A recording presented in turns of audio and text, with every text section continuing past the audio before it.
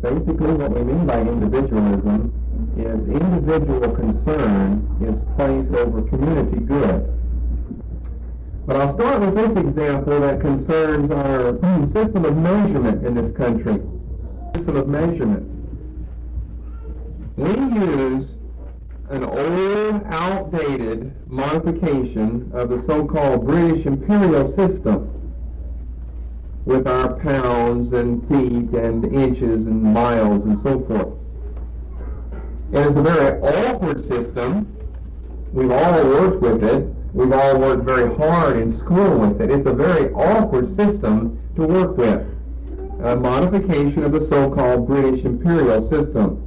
It's very difficult with our system, for instance, to convert inches to feet. Why? You're always dealing with that little extra number 2 there. It's not 10 or 20 or 30 or 40. It's 12 and 24 and 36. Now we know it that far, but just quickly someone tell me, convert 336 inches to feet. Now if I said 300 or 400 and we work with a decimal system, oh, just presto, right away, you would know that right away.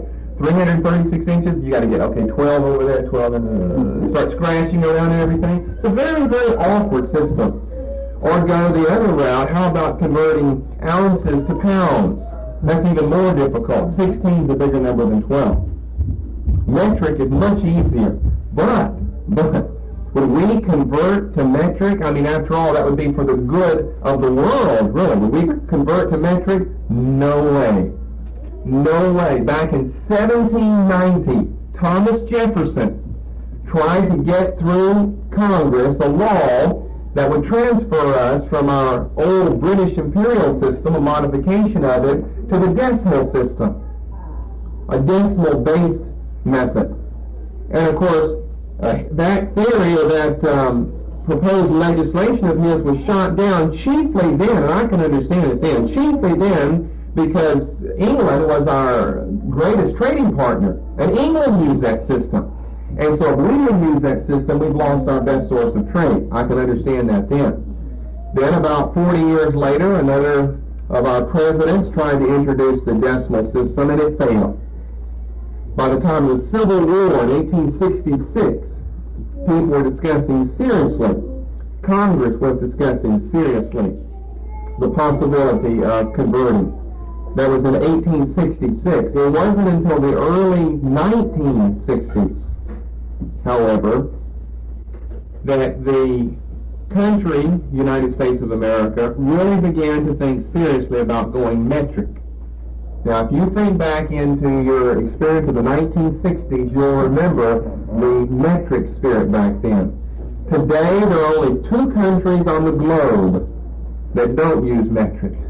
The United States and Burma. We're a good company. Burma. And the United States are the only 2 on the globe that haven't adopted this by law as their official system. You say, well, I remember the law. That's right. Congress passed a law in 1975, which was called the Metric Conversion Act, trying to keep the world up, or the United States up, with the rest of the world. And do you remember traveling back in those days and you'd come across a sign, kilometers somewhere? And you're thinking, kilometers? I don't know a kilometer from Cyclops. There's no way I can figure that out. You know, all these things that others around the world just grow up with and take for granted. Some of them have had to convert. England has converted years ago. And they're the ones we adopted our very messed up system from to begin with. 12 inches in a foot, 16 ounces in a pound. I've hated that ever since I learned that. Because I knew in school this means more math now. When you could do it all in your head. But you get too far with, you probably could tell me, well, how many feet can you go? Only so many feet can you go, and you know how many inches you get above that. And it's out to that pencil and piece of paper. Or pounds. I mean, how many times have you just made a mistake? You're a grown adult and you made an honest mistake with pounds because you're thinking, 6.5 pounds would be 6 pounds, 5 ounces. 6.5 pounds. 6.5 pounds. 6 pounds. We've all made honest mistakes like that because we think 6 pounds and 8 ounces. 8's not the middle of anything but a fool's head. 8, the middle of a pound, no way, or 6. that incomplete of all numbers, 6, is the middle of a foot? 6 inches? No way. Well, of course it is for us. And we've had to go to extra years of school and extra study to ever get all this stuff down. It'd be easier for the whole world, I'm saying, if we would convert to metric. But what does individualism say? Congress knows, they tried it in 1975, Metric Conversion Act, to try to get a typical American, even pulling his hair out and screaming into a metric way of living, no way. Get him to go willingly, well, that'd be asking for the impossible. To get an American to be willing to change, you can operate better overseas. You would save probably millions of dollars in cost if we could get our whole system set up with all of our trading friends and partners around the globe. Will we do that? I don't see it likely at all. There are a few old dinosaurs which remain from the 1960s and 70s, pushed by some people, metric. You even saw some signs, think metric. You didn't even know what metric was. How could you think it? All you could think was the word metric, but they said think metric. Well, there are a few things. Liter bottles of soda. That's an old vestigial remain, an old dinosaur from the 1970s. It still remains. You buy a big liter. How much is a liter? Now tell me, how many ounces? How many pounds do we have a liter? Well, we got milligrams or something in there. How much is a liter? We've got grams on food boxes. You know how much food is in here? You'll have so many pounds, ounces, and then how many grams. Well, how many grams are in an ounce, or ounces in a gram, or in a... And some temperature signs will still flash the temperature in Celsius. Celsius? And you think, I didn't know it was that cold. And it is a chill mind that here that's a little cold, got some cobwebs in it, because you don't know anything about Celsius, neither do you know Fahrenheit. That's a more difficult way. Celsius is much easier, but you got to go through the process of re-memorization though. Do either of you want to do it? Go ahead. No, none of us want to do that. Congress tried to force that on us with the Metric Conversion Act in 1975. There's no way. Why individualism here? We want what's convenient with us and to us. We want what's easy, what's familiar to us.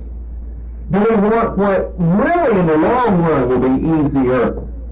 Decimal-based system is a lot easier than the old British imperial system. In the long run, not right now, not today, but for your children and grandchildren, it'll be much easier. We're going to force on them 12s and 16s all of their life as well. So that's an example I thought of, rather strange one I might add, I must admit, but an example of the spirit of individualism, that we want to be ourselves. We want to believe what's easy for us. Don't ask us to change. Even though you're asking us to change something difficult to something easy, we still don't want to do it. We don't want community good.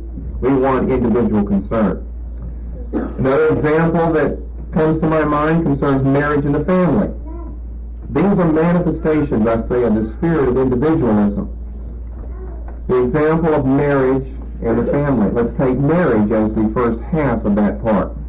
I think this is what the current plague of rampant divorce is all about. I mentioned this last time, but we would prefer individual fulfillment over a marital goal that we have set to see realized.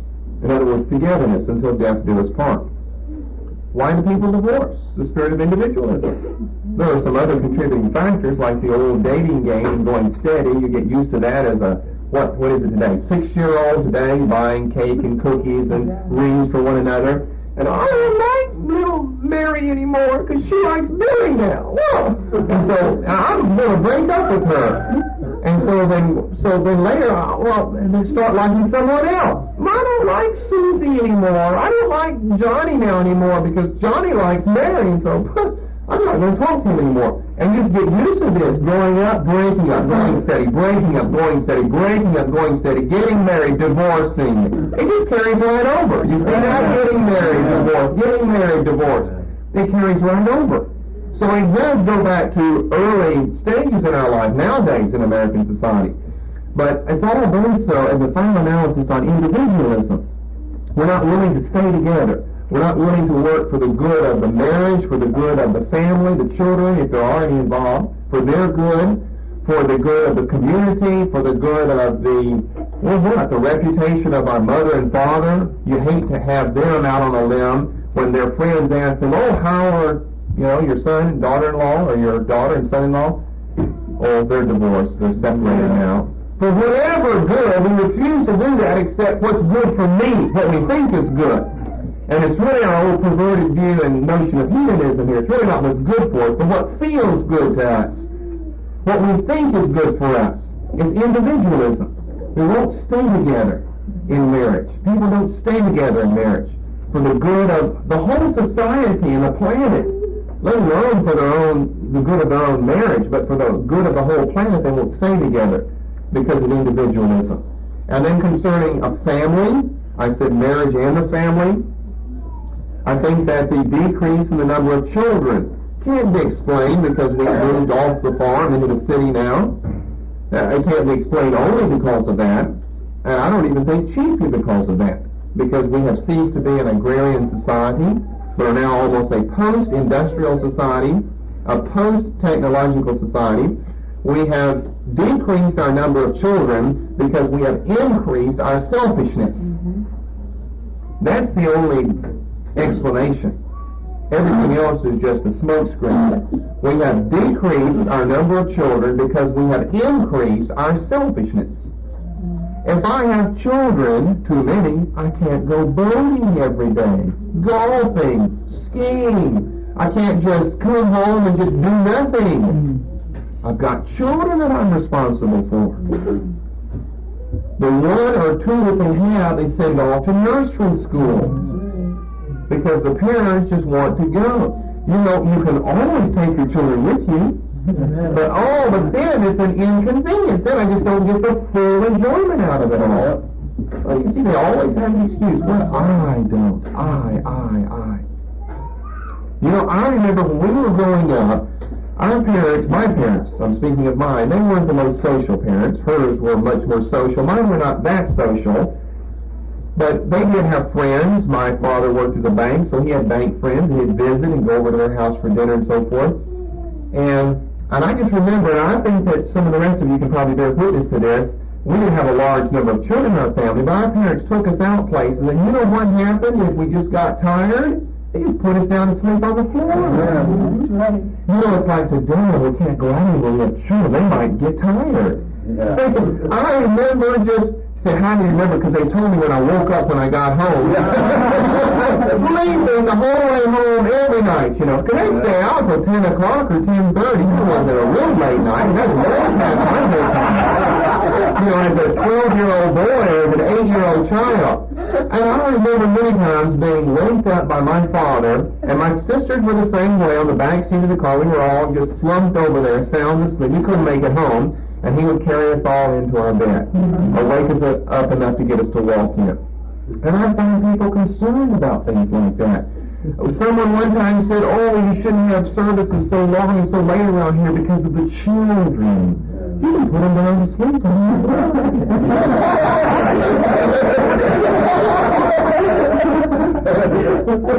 But there's more to do, though. There's more concern. There's more that a parent has to think of then. It's a lot easier either just don't have children or send them off, ship them off somewhere.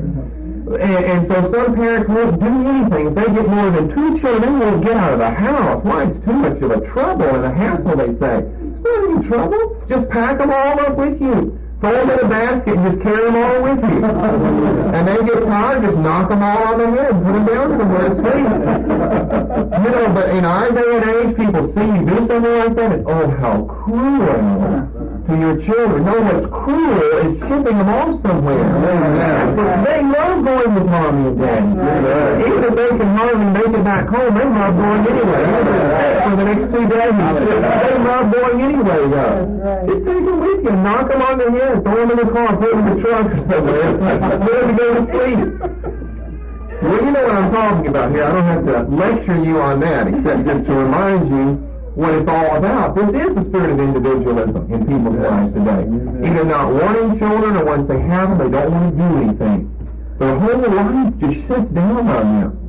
And I'd say our life has sped up on us as a result. We go more now than we've ever gone before. And we've got more people in the family, more children now. We go more now than we've ever gone before.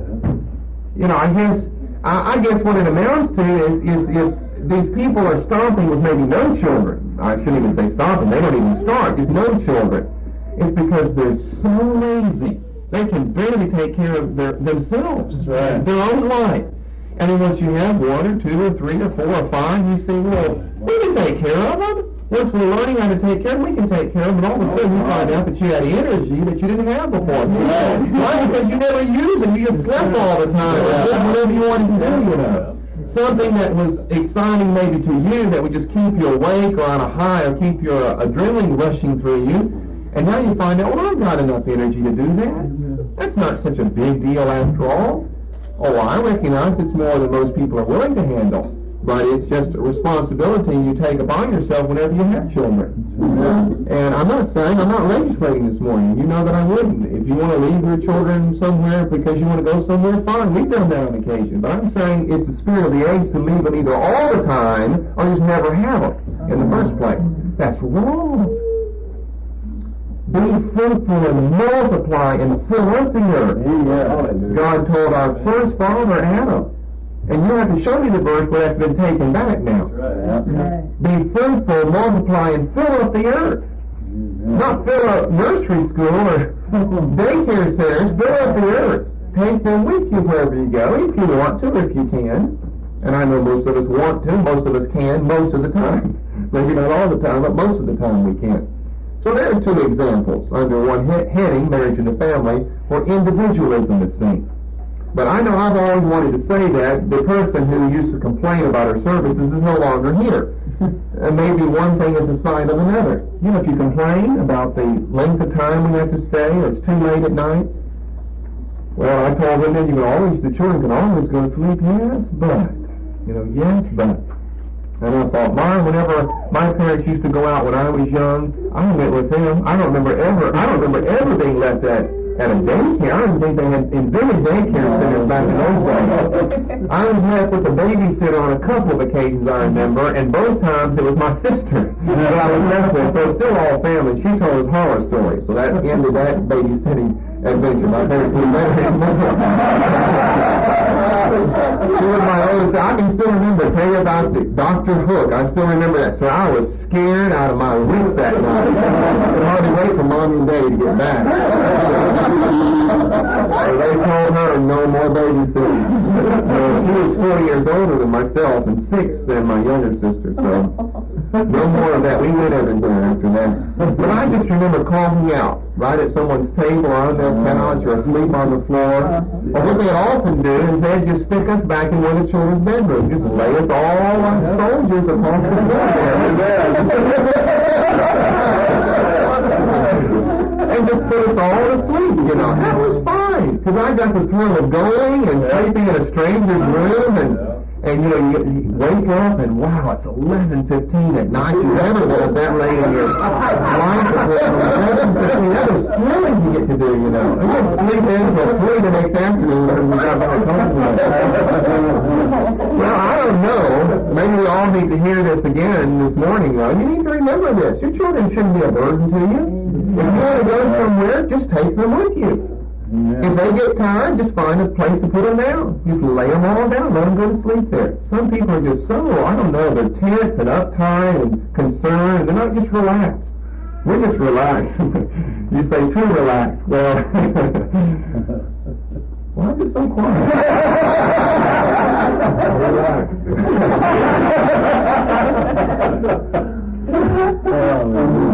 All right, another example then. I would preach myself into a hole I got to dig out of.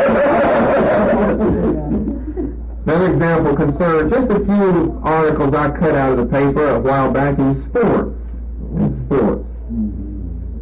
Now this is nothing maybe big, and certainly nothing new because it's around all the time. But here's an article. This was back, you can already date it if you know anything about baseball, and back at the beginning of baseball season. And it's entitled Clemens, who is a pitcher for the Red Sox down there, prepared to play hardball. Now, this is a picture, if you don't know anything about baseball, a picture that, was a really good picture the last couple of years and won some awards, and he didn't feel like he was being offered enough money. $500,000 was not enough. He wanted $1.2 million per year. They were offering $500,000. Well, that wasn't even half what he wanted. So what did all these superstar guys do? It's called hold out. They just hold out. They don't show up for spring training. They don't show up for camp. They skip the exhibition games. Pressing for more money. And then they finally get into the lineup about 2 or 3 games into the regular season, out of shape, probably, because they've been worrying about money too much, and they contribute then too often to the loss of their team, and not to the benefit of their team. Instead of somehow just settling on a $500,000 yearly salary there, for the good of your team, you want yourself, more money for yourself. Now, every year it happens. The beginning of basketball season with those guys. Football, those guys. Baseball, those guys. Tennis, you can't do that. You don't play on a team. You gotta play, or you don't do anything, but you're not a part of the team there. These other sports, these team sports, they hold out all the time. You read about it in the paper at the beginning of every sports season. So many of the major superstars. Now, if you're old Leroy Jones, who's no good, who's 4th string, you'll better hold out. Only if you're a superstar, you get to hold out.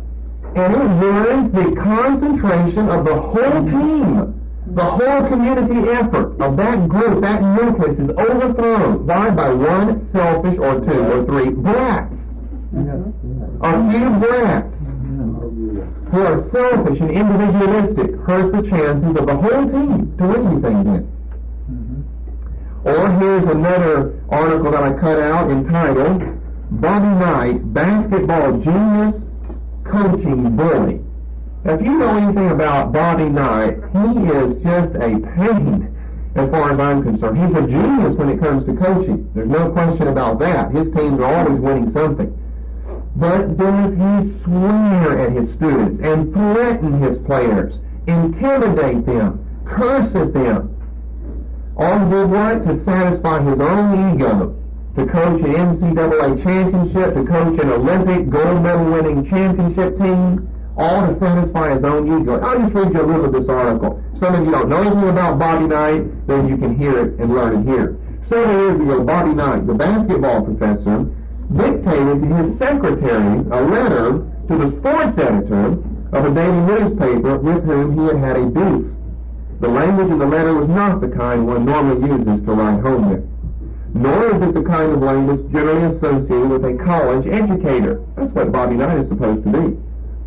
By the way, people outside and inside of Indiana have called for Bobby Knight to be expelled, but could they afford that? He brings in millions of dollars, just his person, because he coaches all these famous people, like Larry Bird. He brings in millions of dollars to that college campus there. Millions of dollars of television revenue come in. And of course, the higher the Hoosiers go up in the NCAA play, then the higher the money goes up, the higher the stakes. And it just goes on to talk about his nasty attitude and his nasty language. And then here they're quoting a former player of his. He would swear at you in practice, use the vilest language, and not to help you as a basketball player, but to try to make you feel less of yourself, to try to make you cry, said a former Indiana player. He would say things about you, about your mother, about your brothers, about your sisters, anything he could. Things that no one should ever say to anyone, and you had to take it. After all, he had the power. He could take away your scholarship, or say things about you to people that matter. He could make a difference in your life, in your career, in your future.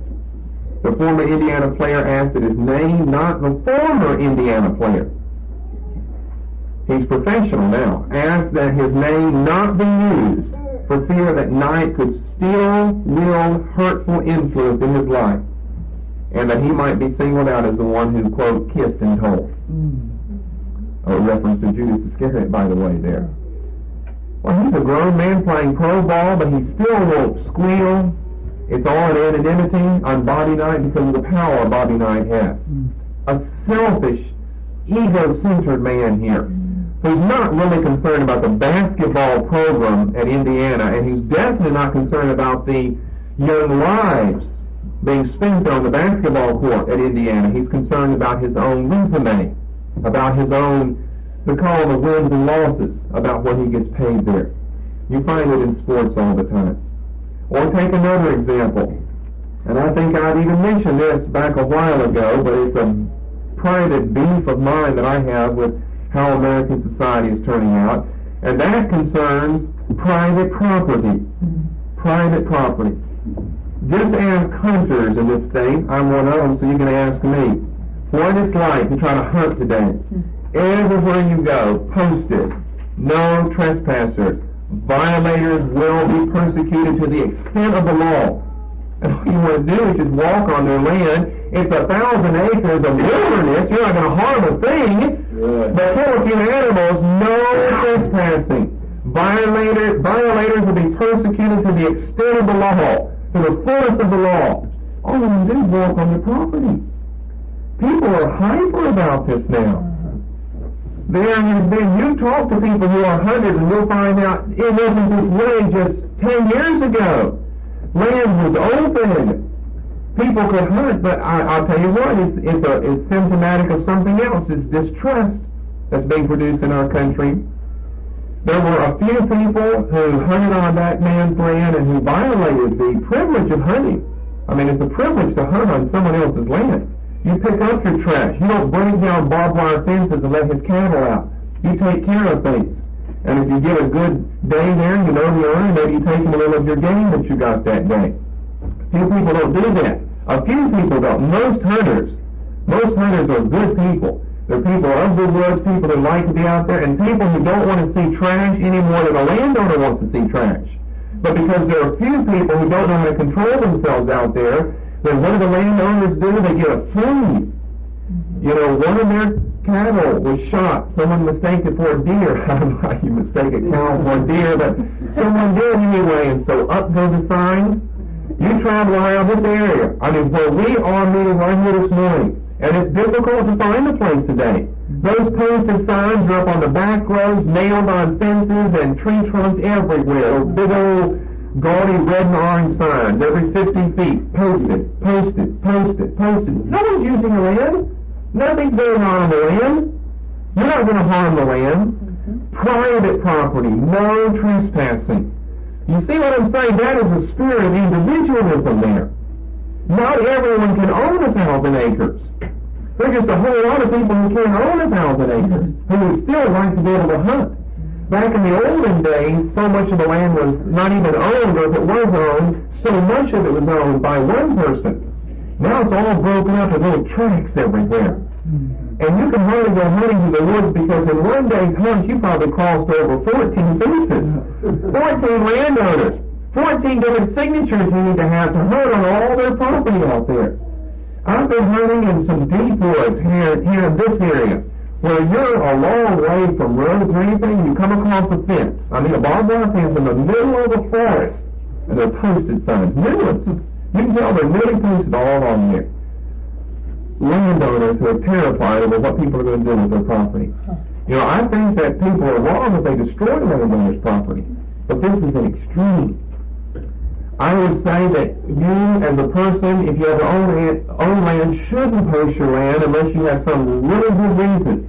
I mean, if you just got vandals coming on all the time destroying something, maybe you should post it to keep them off. But otherwise, you know, we own land. I don't even think of posting the land.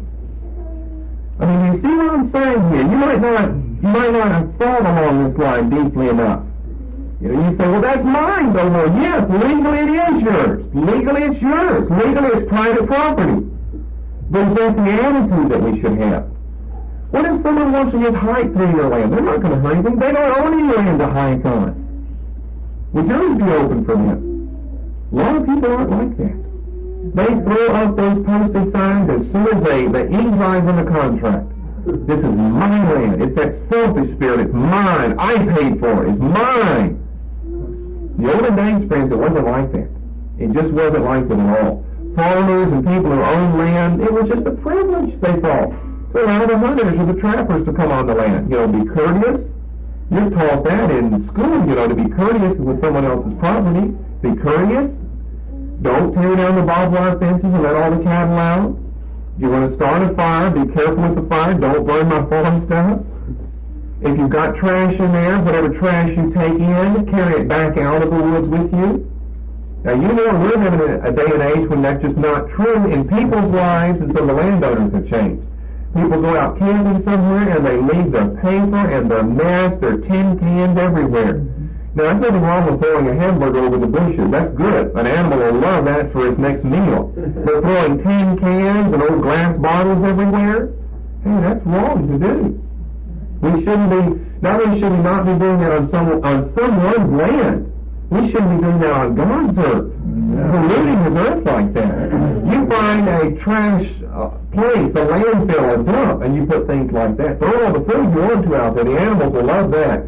But all the garbage that people leave, you go in your state parks and the rangers that control those areas have no end of problems with the people who backpack and leave their trash everywhere. In the olden days, it wasn't like that. Therefore, in the olden days, it wasn't like it is with landowners today.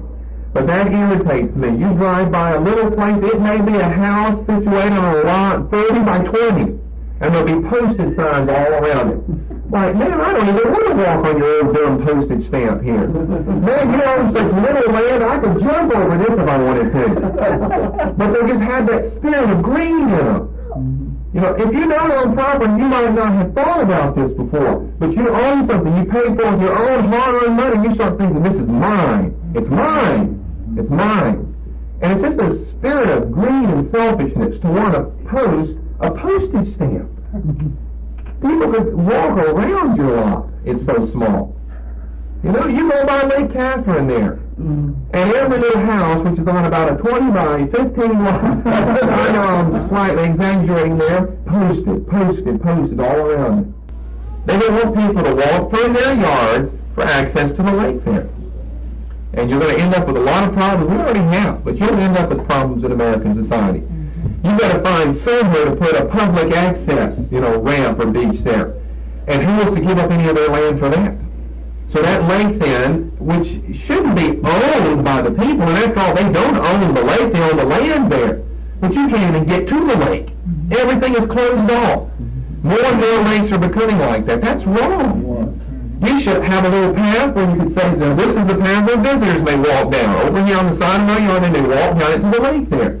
No way do people do that. They think we own the land, we own the water, we own the fish. You don't own all of that. But practically you do, not legally, but practically, because no one can even get to it anymore.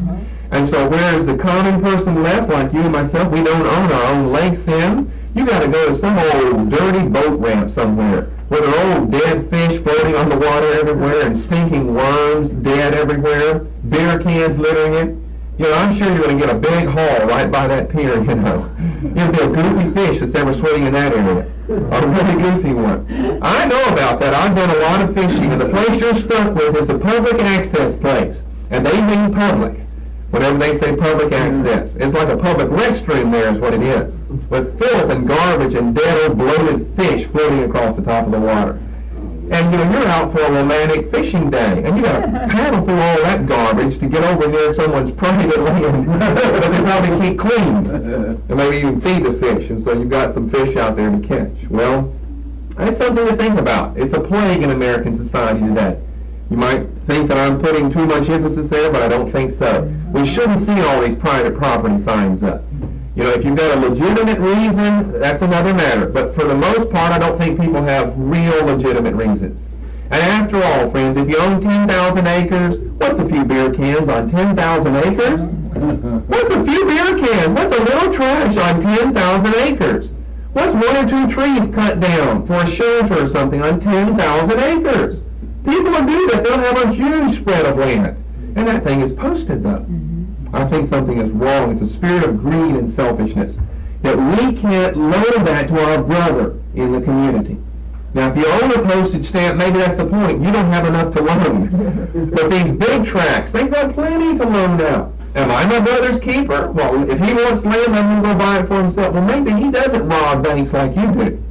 Maybe he works at an honest job and you don't. Maybe that's why you own what you do there. The olden days, it was open. Now, in the semi-olden days, whenever I was growing up, we didn't care whether it was posted or not. Now, let me tell you the other side of the story. You're going to post your land? Hey, that just brings out something in a person. We would go in there and damage a few things then. And we would think, who are you to post your land? We would have land not far from our home that we used to know the owner. And the owner, died and his wife sold it off to some head of a corporation somewhere. And first thing he does, he gets in his little Jeep and runs out there and tacks signs up all over the place. So we just run along and tear all those signs down there. Those signs, I don't do that now, but I'm tempted to. You know what that does? It's a warning, flashing sign. You know what those signs say? Warning, danger here. You will be taken to court and sued for trespassing here. What does that do? It brings out a spirit of contention in you. And you're not meeting the person, you're meeting his scent in the woods, nailed to a fence post there. And his presence, which is saying, get off, stay off. It's the very way those signs are worded are nasty. They're antagonistic. If I were in that business, the sign-making business, I think of a politer way to say it. I think I'd probably sell more signs. Because listen, you say, well, no, people didn't come on your property. No, they wouldn't either. I know I still have to wrestle with that when I go out hunting and I come across one of these brilliant orange-red signs saying, get off, stay off, get out of here, I'll have you in court. Essentially what it's saying, no trespassing, private property. I kind of think, well, no, wait a minute. And all of a sudden you just kind of feel antagonistic. You can't even see the person to punch him. All you can see is this sign there. But you think, man, I hope I do see a squirrel right on the other side of this fence. I'm going to blow him out and reach through the fence with a stick and bring this squirrel back over here. I won't tell you all my stories, but I have gone through those thoughts. I'll show them. I mean, after all, the squirrel's in space above your land. You don't own the air above it. That's the ground there. Or I'll climb through the trees and get to your land. You don't own the air above, just the ground. I know better because I hunt. I know better than putting posted signs up. As soon as you post it, people are going to want to come on your land then. You leave it unposted, they'll probably just walk through and pass on by. You post it, all those brilliant red and orange signs, it makes them angry. You ask fishermen. We have a fellow across from us who likes to fish in the river. Now, nobody owns that river but the state of Vermont, the Michigan River. People who own the land on both sides don't own the river. But it's like Isaiah said in Isaiah 5 that landowners join hand in hand, and you own so much land on both sides of the river, there's no way to get to it anymore to fish. And so there are a couple of old bags, and that's exactly what they are, old women, old single bags, school teachers from New York City, who own a lot of land, 90 acres, own a mountain and a house, and they own a little barn cabin thing they were stored there. And there's a fisherman who comes up from, where's he come up from? Massachusetts? Yeah, Massachusetts. He comes up, and we used to tell him, we first met him a few years ago, park in our driveway. Oh, you really? We just said, park in our driveway. If you want something to drink, get a drink here. If you need anything, let us know. If we're not home, just park in the drive anyway. Just make sure you're out of our way so we can get in and out. Well, these two old bags came up, started fixing their little piece of property up, little postage stamp right on the river, and they catch that fisherman in the river, even down near their place. They'll sick their dogs on him. Two old ladies will sick their dogs. And what I want to tell them, and I just haven't got the opportunity yet, is listen, folks, you might do that in New Jersey. You don't do that in Vermont, though. People are neighbors up here. I can sound like a farmer myself. You might do that in New Jersey. You don't do that around here. You don't sick your dogs on people. All he's willing to do is fish. And he is the most polite man. He asks everyone in the area who owns any property near the river, may I cross over your land to get to the river? And a whole lot of people will say no. Some people will say yes. We say yes. The landowner beside us will say yes. The landowner on the other side of us, those two old bags, no. You get anywhere near their house. No, they'll stick the dog out there on him. He's a polite man. And so as a result, my wife has got to witness to him several times. What day was this? Friday? He brought his wife just over to our house. That he didn't come fishing just to meet her and the children. And I think the day before he gave us some fish. So, and we don't even own the land by the river, just across from the river, across the street. He brought us some fish. And he has told her all these stories that he's experienced and these things he has gone through trying to get a place to fish. People own the land and don't want you walking in. They're afraid you're going to do something. He's an elderly gentleman, as kind as can be. He would never harm anything but a fish. Nothing but a trout fish would be the one thing he would think of even harming. And most of those he throws back in the river anyway. But private property, I have a problem with that. Posting land, no trespassing, danger, beware of dog. You know, I went to a place last night on the way home from working. I stopped by a place to look at some things, and I knew they didn't have a dog there. I knew they did. And they got a big old signs out front, beware of dog. It's just threatening. You know, they're lying, but they want to do that to keep people off of their land. You know, a lot of people do that, more than you would realize. You don't have to be quite as afraid of those signs as you might thought you had to be. Most of those beware of dogs, there are no dogs.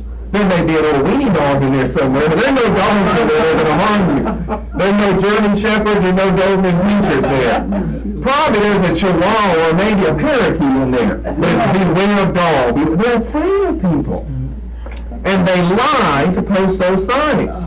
Now, if you've got one, we need to be beware of, and please tell us about it. Please sign up. Rather than one leg minus later on, we find out about that. You don't want to go through that route. But I know a lot of places that do not own dogs. They're too selfish. You have to feed a dog, walk a dog. You know, we're back on this. They're too selfish to own a dog. They're not going to own a dog. No way, but they'll post their land and say beware of dog. Well, let me come to one final area I want to discuss this morning. That's really the plague of them all. And that is the ever-increasing tendency to sue someone whenever they do something you think is wrong. The ever-increasing tendency to sue someone. Now, I'm going to read part of what one man had to say. I think he sums it up so well that if I tried to paraphrase all this, I think you'd lose something. By the way, there is a book, with all these other things I had to bring with me for biblical literature this morning, I neglected to, but there is a book by Jethro Lieberman entitled The Litigious Society, and I do own that, and it's a rather fascinating book that details the plague of lawsuits which are overcoming this country right now. Whenever we discussed individualism earlier, I mentioned that other book by Bella, Habits of the Heart, Individualism and Commitment in the American Life. But by Jethro Lieberman, The Litigious Society is a blockbusting, best-selling, classic book. You can get it in paperback, and I own a copy, but I just neglected to bring it.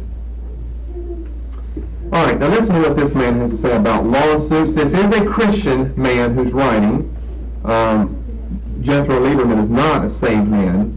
But what I will be reading to you this morning is from the pen of a Christian man, and I think he has some very interesting things to say about lawsuits. In 1982, the circus came to Calvin College and tethered its performing elephant to a large steel stake, which had been inadvertently driven through underground wiring.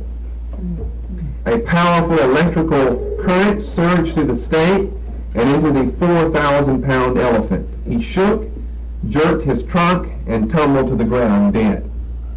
Calvin College shook as well, particularly when the circus sued it and its electrical contractor. Some months ago, Calvin resolved the case with a large cash settlement out of court. Now that's at a Christian college there. I don't know what they were doing having a circus on campus anyway, but just an inadvertent mistake. It was an accident. It was really, we could say, no one's fault. Who would ever have guessed you drove the stake through the electrical wiring and it killed their elephant, and so they sued. I write of this bizarre event not only that we might commiserate, it is not every day that a 2-ton elephant meets such a grisly end on campus, but because the case is symptomatic of a growing crisis in America. The crisis involves liability insurance, the kind designed to provide protection from people who want to sue you over electrocuted elephants, malpractice, faulty products, or what have you. The number of product liability cases filed in federal courts arose from 1,579 in 1975 to $10,745 in 1984. Although most cases are settled before trial, the volume of jury awards in such suits roughly tripled during the same period. As a result, insurance rates are skyrocketing. A Long Island obstetrician living in one of the most litigious regions in the nation pays $100,000 a year just for malpractice insurance. Now, of course, he's not going to pay that. You know who's going to pay that? His patients are going to pay that. That just ups the cost of everything then. You want to know what's one of our most serious economic problems? It has really nothing to do with the economy. It has to do with personal greed and selfishness in the form of lawsuits. That's one of our most serious. We lose billions of dollars to one another. Companies lose billions of dollars to lawsuits. In a very short period of time, this is all taking place. And as a result, they're going to have to find a way to get that money back. Now, if you're saying, well, are you saying that people shouldn't be held responsible for their bad deeds? A measure of responsibility is certainly proper. Even the Old Testament teaches that. But what this ends up as, people think that we're living in some utopia here where nothing ever evil or bad is going to happen. There are what we call honest mistakes which are no one's fault. Now, there's no such thing as that in American society today. What would happen if someone committed an honest mistake that cost you money? You see, what most people are going to do is just an honest mistake. No one is out to get you. They didn't make something. There isn't faulty. Maybe it's, on purpose or with design so that your car will fall apart or something bad will happen. It's an honest mistake that's been made.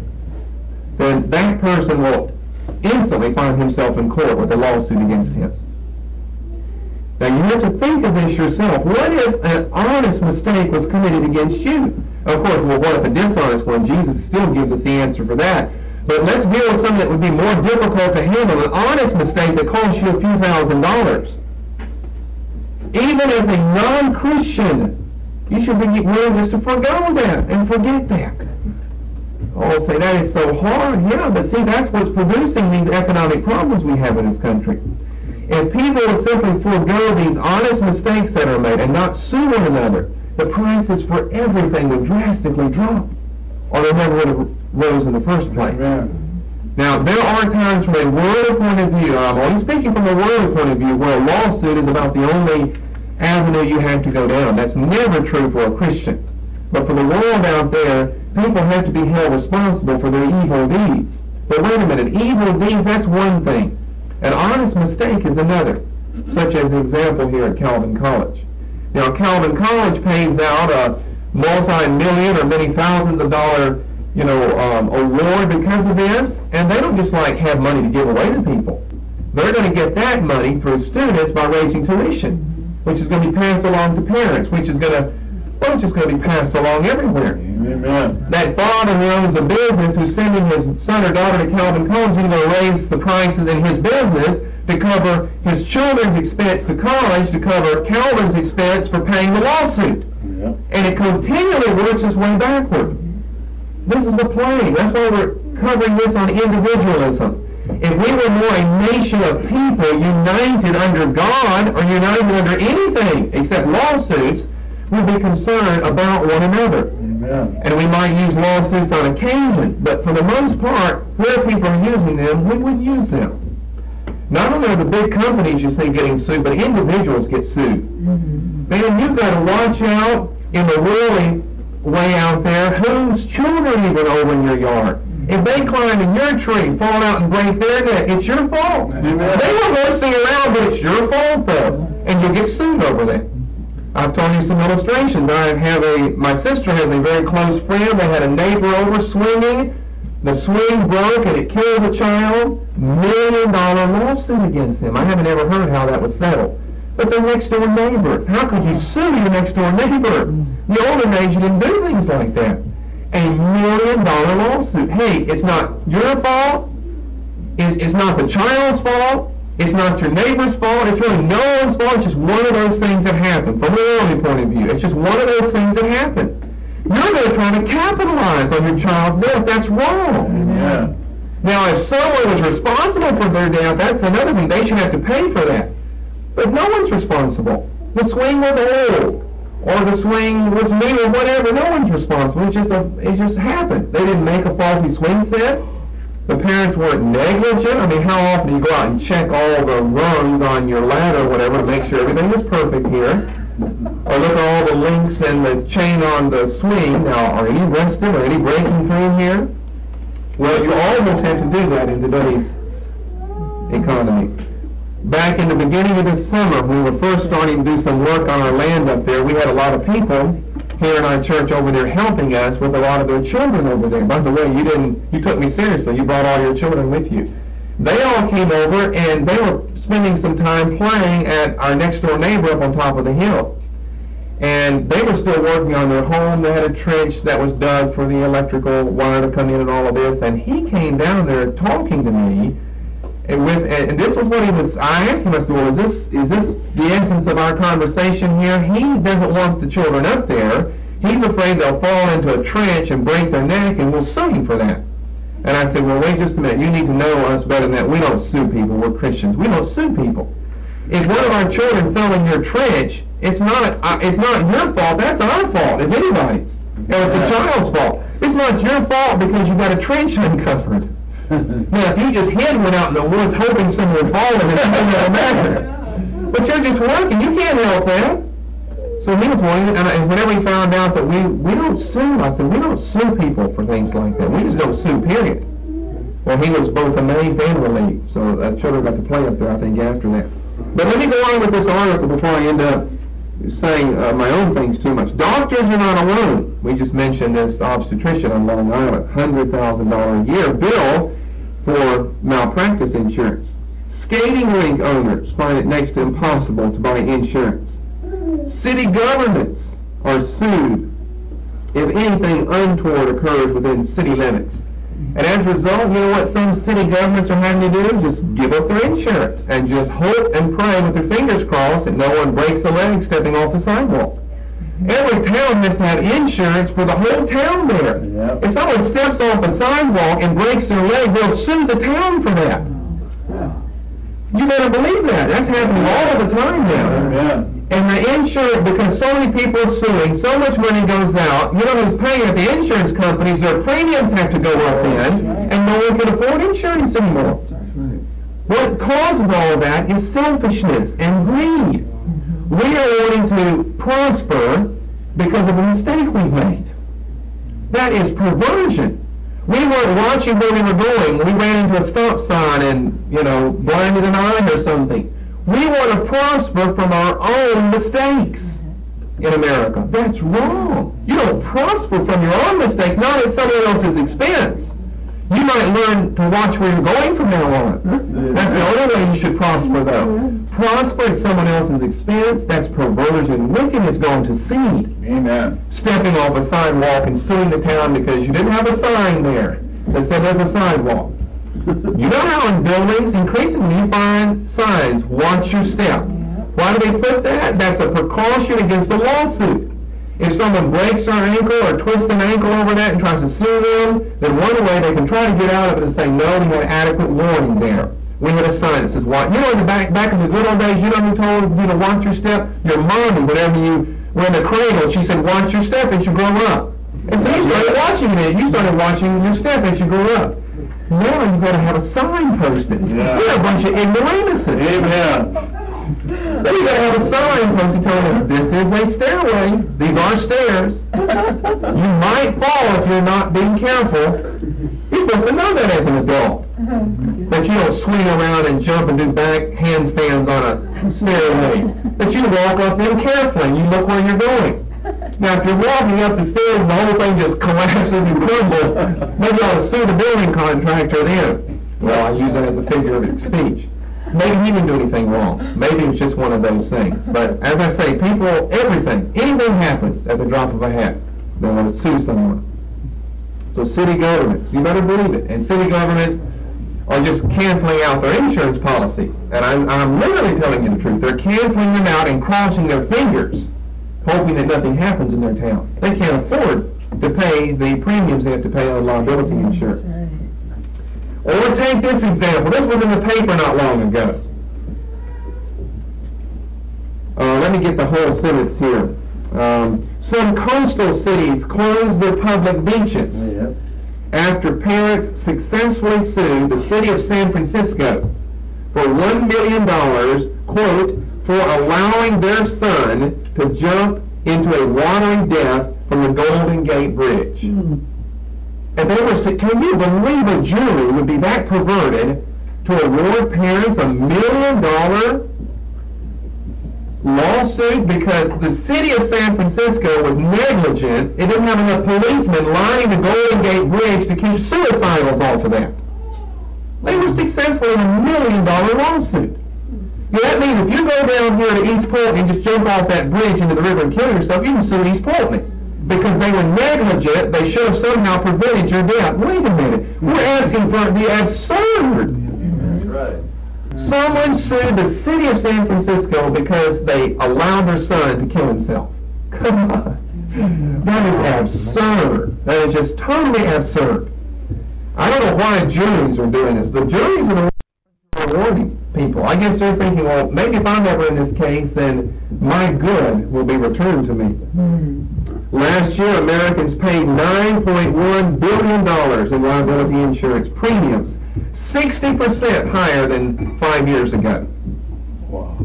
60% higher. That's more than double in 5 years. And that's about the same amount as the combined budgets of the CIA and NASA that we're spending on liability insurance in case something happens.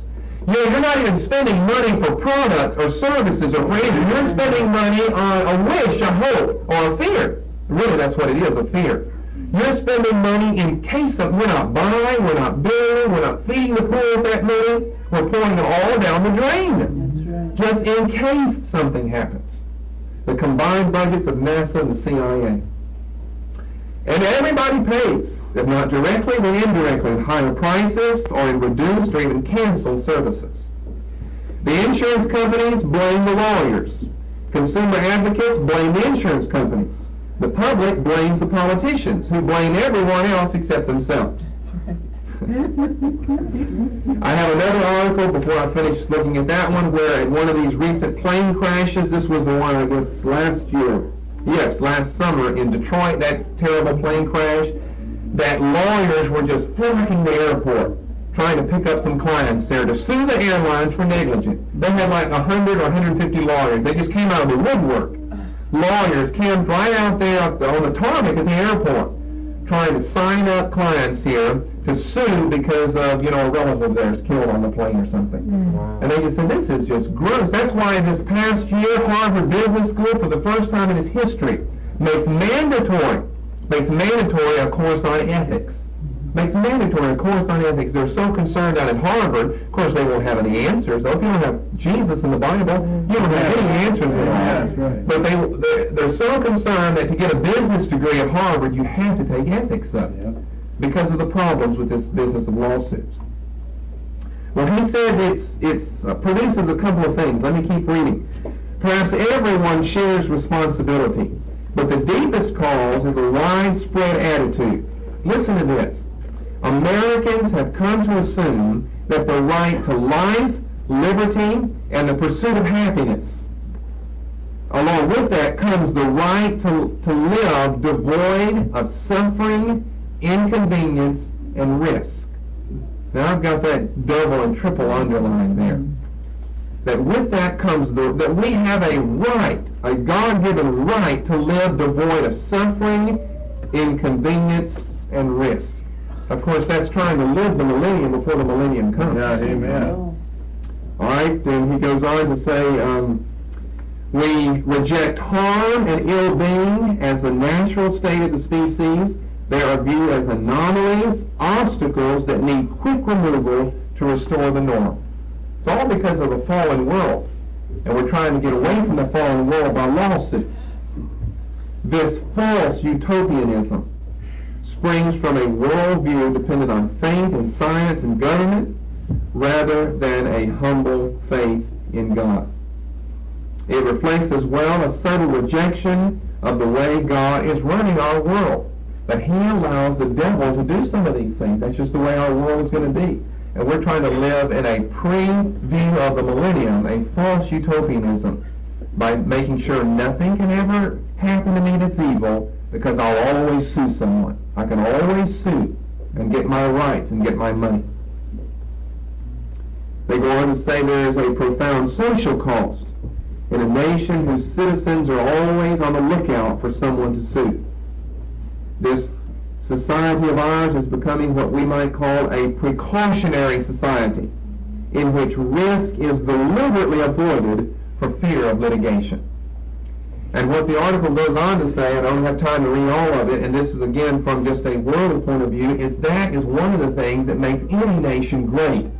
To be out on the cutting edge, to be on the frontier of something, you have to be willing to take risks. But we're becoming a precautionary society. We're avoiding all risk. You'll never advance in technology or anything if you avoid risks. You'll just never advance. But we're avoiding all risks for fear of litigation, for fear of being sued.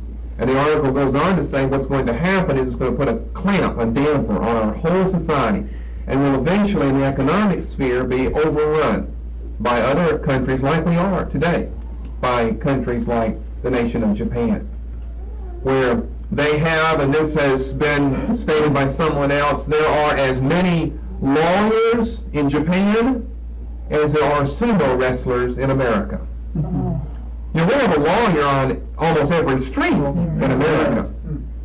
There are as many lawyers in Japan as there are sumo wrestlers in the United States. Why people are just people enough to recognize, hey, sometimes things happen, it's no one's fault, and we're not going to sue anyone. That's the way America should be. That, I think, is probably the classic example I could give you from a worldly point of view of what I mean by the spirit of individualism.